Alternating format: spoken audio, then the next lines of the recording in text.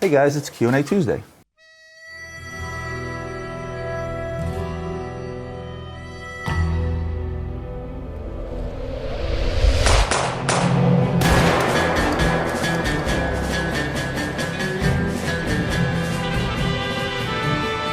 So I'm going to start this episode off a little unusual by showing you what's on my wrist for two reasons. I usually always forget to show you what's on my wrist unless I'm doing what's on my desk.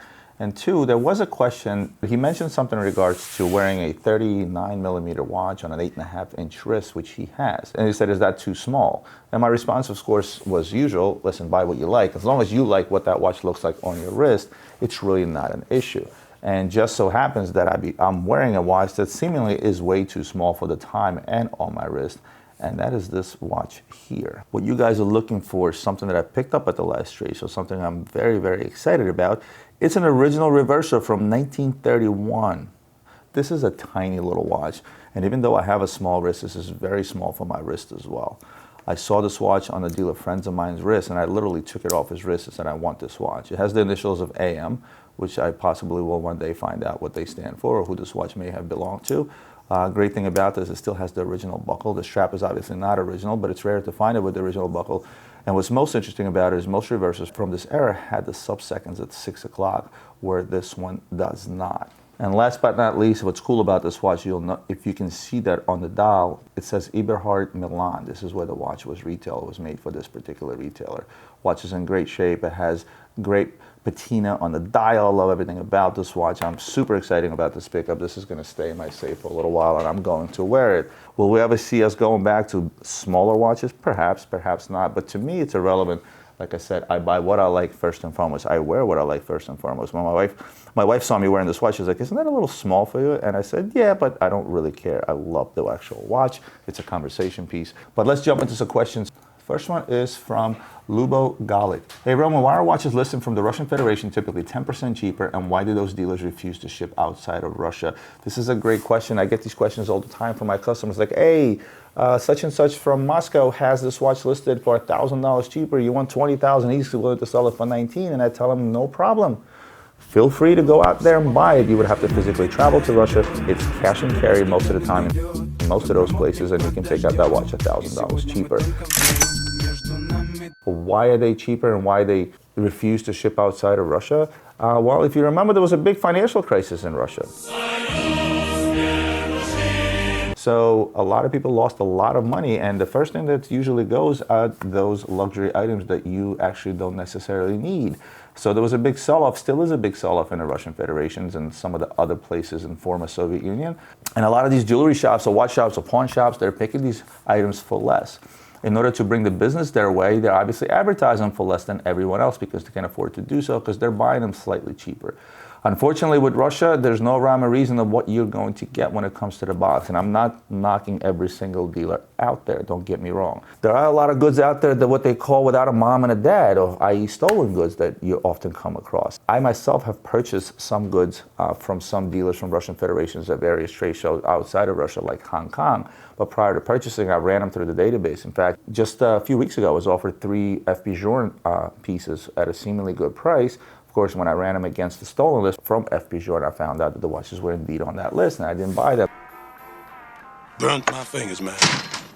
I tend to shy away from that region just based on the fact that a lot of those pieces could not necessarily be legit, as I would call them. Man, that watch is so hot, it's smoking. Do you mean to imply stolen? And they don't ship outside of Russia because they don't have the ability to ship outside of Russia. There's something that has to do with their laws. I think a lot of the pieces that were brought into Russia were brought in as contraband, which means they can't legally go out of the country because if the package gets stopped and opened, they say, well, how did you bring this in to begin with? And did you pay taxes on it? So there's a lot of hairy stuff that goes on in the Russian Federation and other former Soviet republics. And that's one of the biggest reasons I tell my clients to be extremely carefully.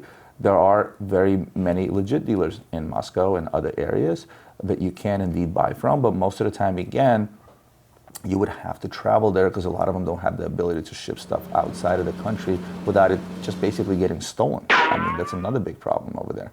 And I think that's the biggest reasons why they don't ship outside of Russia.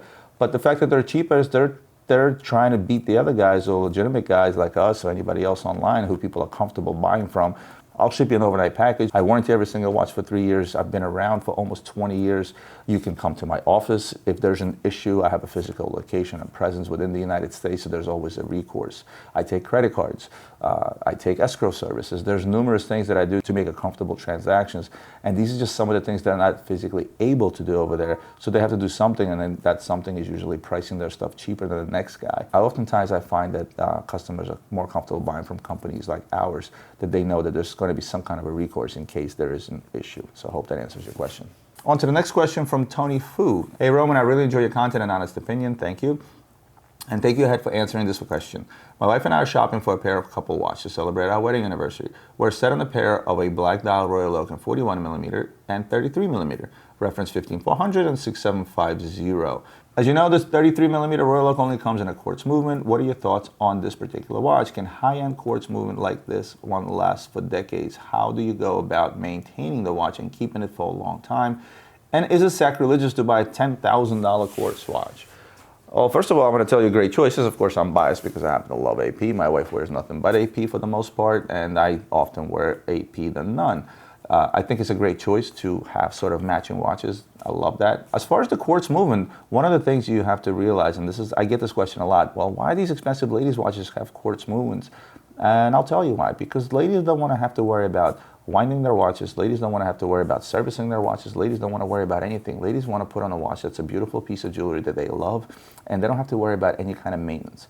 On top of that, ladies tend to beat their watches up just from daily wear, daily routine. My wife beats the crap out of her watches all the time. I polish them every so often because they just get so beat up. As a result, a lot of these ladies' pieces, these expensive ladies' pieces, they upcharge for the diamond work, precious metals, et cetera, et cetera. But for the most part, they will put in a quartz movement, and the reason they do that is because there's zero maintenance.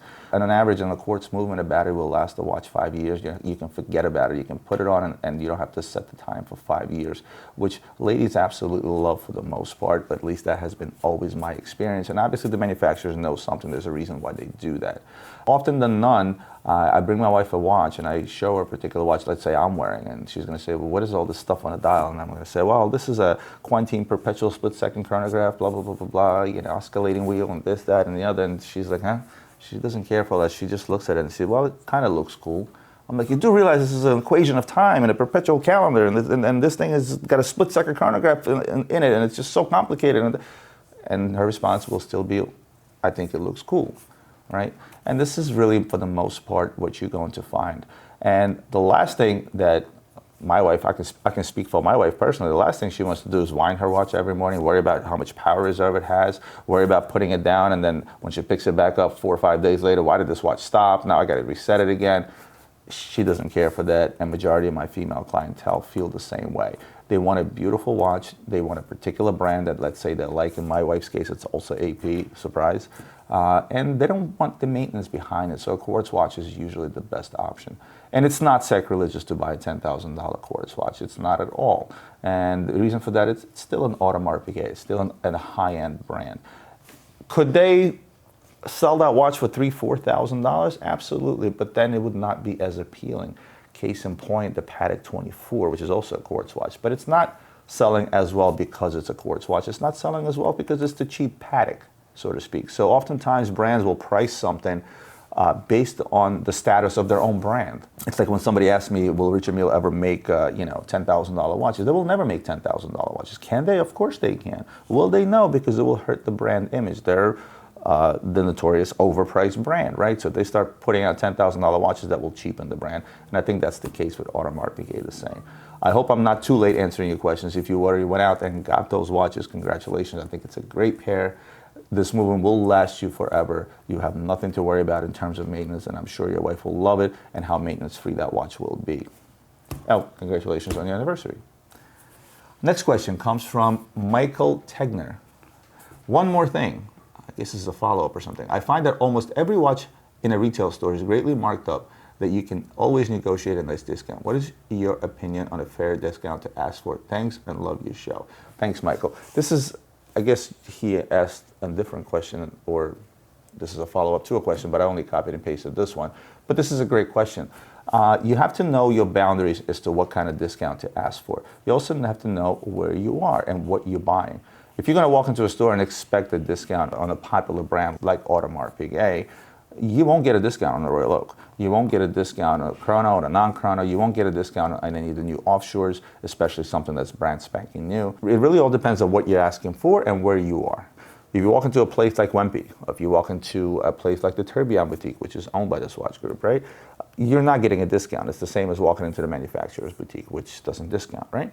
But if you walk into a mom and pop shop that's around the corner, with whom you may or may not have a relationship with, and you're looking at a run-of-the-mill watch, and by run-of-the-mill watch, I don't mean stuff that's selling over retail that everybody wants, and there's a waiting list for. You can always ask for a decent discount. What is a decent discount? You have to consider what the costs on those brands are to the dealer. And the cost on those brands to the dealer are, for the most part, as a rule of thumb, are going to be minus 40 to 50% off, depending on the brand, right? Most brands are actually going to be minus 45. Some are Keystone brands, which is minus 50. There are brands that discount even more to a dealer, depending on the volume of business he does. Rolex, I think, is minus 37 off, but that's, you can't really talk about that because most of those things sell at retail unless you're talking about expensive pieces. As a rule of thumb, and I'm not going to get into different brands, I'm not going to get into different models and so on and so forth. If you're looking at a standard watch, and by standard, let me define what I mean by that. I mean a watch that's not selling over list, a watch that's not the hottest, the latest, and the greatest, a watch that didn't just come out, but let's say a regular Panerai, one that's been out for a couple of years, it's part of their regular production, or Jaeger, IWC, or Gerard Paragon, any of those things. This is where you can get in and say, okay, I would like to get 30% off. And for the most part, you will get it, unless you walk into a huge chain where you're only dealing with employees, the owner is not present, and they only have a set discount that they can do. Usually try to do business in a place where the owner is present, where it's a smaller boutique. The guy may own 1 or 2 stores or just one store, and usually you'll find an owner presence there that will discount those watches should you ask for it nicely. When you're buying multiple things, when you're buying a his and hers, like in the questions I just answered, it's also a good place to ask for discount. When you're going into even a Rolex dealer, which is the hottest thing right now, but you're going in there to buy yourself an expensive President, or you're going to buy an expensive Pearl Master, there's nothing wrong with maybe asking for a smaller discount on the expensive item, and at the same time asking them for a hot watch, like a stainless steel Daytona or something of that nature. That's another way in order for you to save money. I know guys that have a relationship with AD, they'll go in and buy a $65,000 Rolex, get 25% off on that, and as a bonus, they'll get a GMT Pepsi or something like that, something that's trading over list, right? It's all about mathematics. It's all about the profit that you give to the dealer. And the easiest thing to do is just to calculate it in your head beforehand, because all the retail prices are available online and so on and so forth. For guys like us, not stores, we already discount stuff greatly. So at any given time, you usually have about a 5-point leeway. If I have something listed online, let's say at 30 off, it's a regular model, let's say some Jaeger or an IWC, something that's not selling over list, or something the latest and the greatest, right? You can always say, listen, no, Roman, I'd like to pay 35 off for that particular watch. But then keep in mind the type of payment that you do. If we're working sort of on that 10-point scale, remember, if you give me a credit card, an Amex is going to charge me 3.5%. A Visa is going to charge me 3%. So if you're going to be asking me for an additional 5 points off, then say I'm going to pay you by bank wire or check. That way I don't incur any fees, and oftentimes you'll get that discount as well.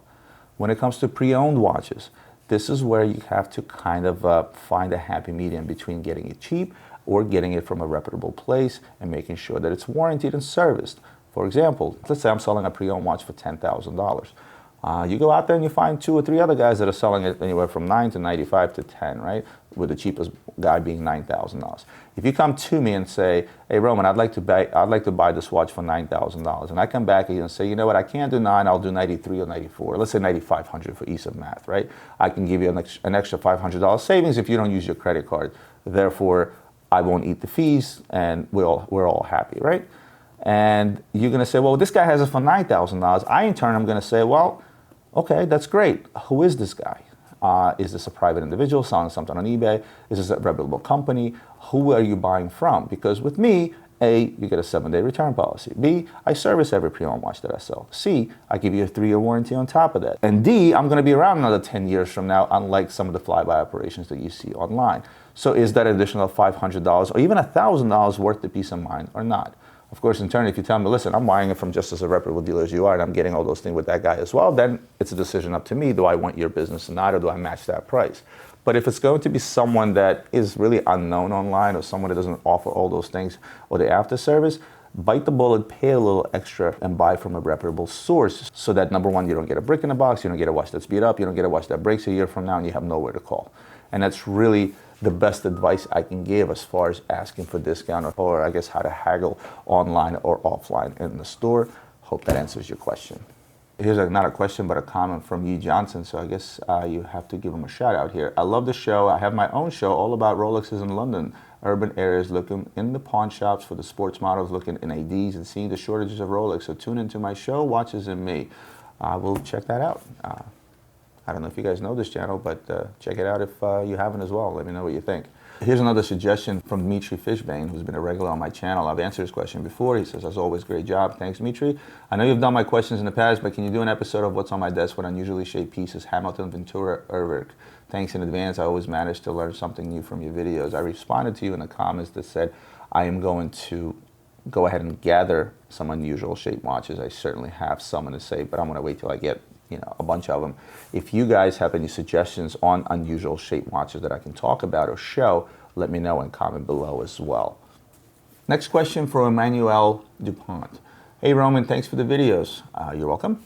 Really appreciate the insights. I was wondering how you stand regarding the Rolex Yachtmaster, in particular the version in rose gold with Oyster Flex strap. Is that a watch that you expect to appreciate with time? They are trading quite under the list. Also, are you familiar with Sin watches? Greetings from Germany to keep up the good work. Well, I'm going to be flat honest with you. I don't like the Yachtmaster on the rubber strap. I don't like the way it looks. I think it looks too far off from a Rolex. My expectation of a Rolex is every Rolex should look more or less the same. That's what they have always done. And it seems like every time they try to go a little bit out of the box, it bites them in the ass. And this is case in point with this watch. When this watch came out a couple of years ago, it was trading at list a little bit over list, but that's the case with every single new Rolex because people want the latest and the greatest from Rolex. They tend to overpay for it in the beginning. And then once the market has enough goods in it, it starts to discount. And again, that's one Rolex you can get at a discount. Will it appreciate it with time? Every Rolex appreciates with time, but it doesn't appreciate in the way you guys always expect it to appreciate. Oh, wait a minute, I just bought this GMT, it got discontinued, now it's double the retail, blah, blah, blah, blah, blah. The way Rolex appreciates, and I mean by regular production goods, the ones that are not out of the gate like Daytona Overlist or the Sky Dwellers, for example, right? Minus the exceptions. Every other regular Rolex will appreciate in value over time, and I think I did talk about this before.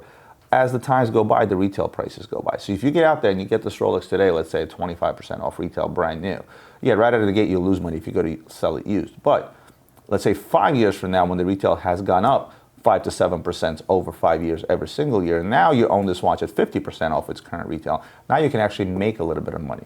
But you have to find a happy medium between this watch getting older and the retail prices going up.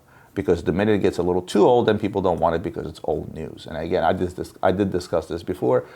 I don't think that's going to be a watch that's going to appreciate. The watches that appreciate in value over time are usually the ones that come out of the gate high. They stay at that high price or even go up higher. This is sort of like the rule of thumb there. But then in today's market, it's so crazy with some of these steel models trading at almost double its list that I don't know if that's the case either anymore. Hope I didn't confuse you any further. Am I familiar with Sin watches? I am. I don't have enough knowledge or experience or have handled those watches enough to talk about them, unfortunately, so I apologize for that. But maybe in time, if I get a few pieces, I will do what's on my desk, and I'll make sure to mention that to you just the same. So hope that helps. I'm going to take one more and get out of here. Next question is from EPD. Hello, Roman. In your professional opinion, are the Patek 3700 and 3712 worth 100 to 120K as a full set? Do you think it has room for growth down the road? I get these questions asked a lot, and I always tell you guys the same thing. I don't have a crystal ball. I don't have a glass ball. I can't give you my professional opinion as you sell it, and I wouldn't call it a professional opinion. I'll just say it's my opinion. One of the things you have to understand is when you're looking at the most and the hottest and the when it comes to collecting watches in the consumer's eyes, which in today's world is going to be your Patek Nautiluses that you mentioned, right? Or like AP Royal Oaks, for example. You have to understand something. You're going to pay an arm and a leg up front. Because these are the pieces that fetch all the numbers at auction. These are the pieces that every single collector out there wants. So therefore, it's very, very difficult to get into a 3700 or a 3712 for that matter. I mean, you kind of put two different watches side by side, and I'll get into that in a second. But you're looking at a Patek 3700, right? Your Gerald Genta Nautilus. I mean, this is a dream of every watch collector out there. This is the holy grail, right? Much like my Royal Oak that I wear on a daily basis, or much like this actual Jaeger LeCoultre that I put on my wrist today. To me, this is a holy grail. It's one of the original reverses that's actually different from every other one, right? But when you go out there and try to buy that, and you're not a watch dealer, even if you are a watch dealer, expect to pay top dollar. And the price is going to vary based on condition, based on how complete it is. Does it have boxing papers? Does it not have boxing papers? Did I get lucky at a trade show and some dealer is sitting in the corner somewhere that doesn't know what he have, and all of a sudden he sold to me 20% under market? Maybe this dealer overpaid for a few things. He needs to cash out. He'll sell it to me along with a couple of other pieces that I can get rid of. There's no way and chance in the world where you can get out there and get lucky and picking one of these up at under its current market value. And the market value is set by guys like us, guys on the secondary market that sell these pieces, that are very, very well aware what these pieces are worth, because when we buy them, we know what to pay for them in order to make money. Or oftentimes we'll buy them at market and try to sell it over market, hence increasing the price even further due to the shortage of these particular items. The 3712, which is a predecessor to the 5712, they supposedly produced that watch 6 to 9 months, and then they discontinued it right away. So the following price list, the 3712 was no longer there, and they came out with the 5712. So we knew there weren't that many made of them. Nobody knows how many were made. I know there were a lot fewer of them than the 5712s because they made them for such a short amount of time, and hence it became the holy grail. It became that collectible watch. You virtually can't tell a 3712 from a 5712. I'm going to show you a watch. And you guys tell me, what model is this? I just happen to have one of these on my desk, right? At a glance, I know which one is which, and I know the key differences, but besides being a millimeter bigger or smaller, here's a watch here, and at a glance, can you tell if this is a 3712 or a 5712? No, you can't, right? Most people can't anyway. Long story short, what's too much in your eyes? Why is a certain painting $1 million? Why does a Jackson Pollock go for $100 million, right? Is that not too much for that particular painting? Or why did a certain Picasso go on auction for $50 million? Is that too much for that painting? No, it's worth what one is willing to pay for. Thank you very much indeed. $28 million. Are you fucking serious? When it comes to these, I guess, top of the food chain collectibles, right? The Patek 3700. I wouldn't put the 3712 alongside with that, but the 3700 definitely, right? Is that worth $120,000 to you as a collector? You're willing to pay that kind of money for pride of ownership of that particular watch? There is no what is it worth. It's worth what one is willing to pay for it today, and it depends on market conditions, it depends on demand, it depends on supply. If there's 50 dealers out there holding on to a 3712, each one of them asking $120,000, eventually that dealer is going to want to get off that merchandise, and he's going to want to sell it. And if it's not selling, he'll lower the price, and all of a sudden that watch is $90,000. If the hype on the Nautilus market slows down a little bit, the 5712s and the 3712s will go down a little bit. The last 3712 I sold, I'll tell you, I sold one without boxing papers to a dealer for $83,000. I think he turned around and sold it for $87,000, and I think also to another dealer, and I think it retailed for around $80,000. Is that watch complete worth $100,000 or $120,000? If I had one, and let's say I paid $90,000 for it, and I marked it up 10%, and I said, okay, here's this watch for $100,000, and you bought it, then guess what? It's worth $100,000. But there's nobody out there that can predict the future, because stranger things have happened. When in 2007, when the stainless steel 5980s were trading at $65,000, which at the time was more than double its retail value, people thought they were going to go to 100, but guess what? Something happened, went back down to 30, right? And now all of a sudden they're back to 100. So who's to say history won't repeat itself? The only thing I will tell you as a rule of thumb is the older the better. In the case of a 3700, there's a whole lot less supply. When it comes to vintage pieces, they made a lot less of them. When it comes to vintage pieces, there are a lot less of them out in the market. When it comes to vintage pieces, a lot less people that own them won't sell them. They don't care how much it's worth, right? There may be guys out there that picked up a 3700 for $6,500, God knows how many years ago, and it was a watch given to them by their father. It was a gift. It was the first watch that they bought, and they don't care if it's worth $100,000 because they don't need the money to sell it, right? So they'll rather pass it off to their children, keep it in the family, and therefore the prices on those will continue climbing. Modern day collectibles, and I discussed this in an episode with Bob Marin, they are being manufactured in much higher numbers than those of vintage pieces. There are a lot less vintage Pepsi GMTs out there than there are modern ones. And seemingly with the market that has such a huge shortage where Pepsi is trading at a double its retail value, or the Batman is trading at double its retail value, you would think they're making a lot less of them. They're not. Different times, much more demand. Watch collecting or high-end watches have become a lot more popular than they were, let's say, 30, 40 years ago. So you have to take that into consideration. If you're going to spend the kind of money you're talking about on a full set 3700 or 3712, I would definitely tell you go with the 3700, because that's something that's most likely in the future hold its value and go up even higher. In the case of a 3712, what's the age difference between when the 3700 came out and the 3712 came out? That's the kind of catching up the 3712 still has to do. And even though they made them in such limited numbers, I still wouldn't be surprised that it was more than they made 3700s. Of course, nobody can tell you that. Only Patek knows that, and they won't release that information, right? So I hope I kind of answered your questions. Do I see growth for this stuff ahead of time? More so in the 3700 than the 3712, but even still, should the hype die down on the Nautilus, you're going to see a dip and then it'll go back up. You're going to see a dip and it's going to go back up. Everything goes like this. I guess it's kind of like trading stock, but like they say, always bet on the good old blue chips, and the 3700 in this case would be the old blue chip, and that's what I would put my money into if I was spending that kind of money. Well, guys, that's it for me today. As I said to you before, due to extensive travel, I'm still catching up on questions. So don't be upset if I don't get to your questions or if I get to your questions 4 weeks later. So as you guys know, I go and read every single comment. And even though some of my answers may be as short as thank you or thank you for watching and stuff like that, I still see all your comments. I still read all your comments. It does take up a little bit of my time. And as my channel is growing, the more comments I get, the more time it takes. But I am happy to see my channel grow, and I'm happy to see you guys involved in the channel. I told you numerous times, this is not an I thing, this is a we thing. You know, I consider my YouTube channel and my followers sort of my YouTube family. So we're kind of in this together. So bear with me if I don't get to your questions. But as always, comment below any new questions you may have. Like, share, subscribe, and I'll see you guys next Tuesday.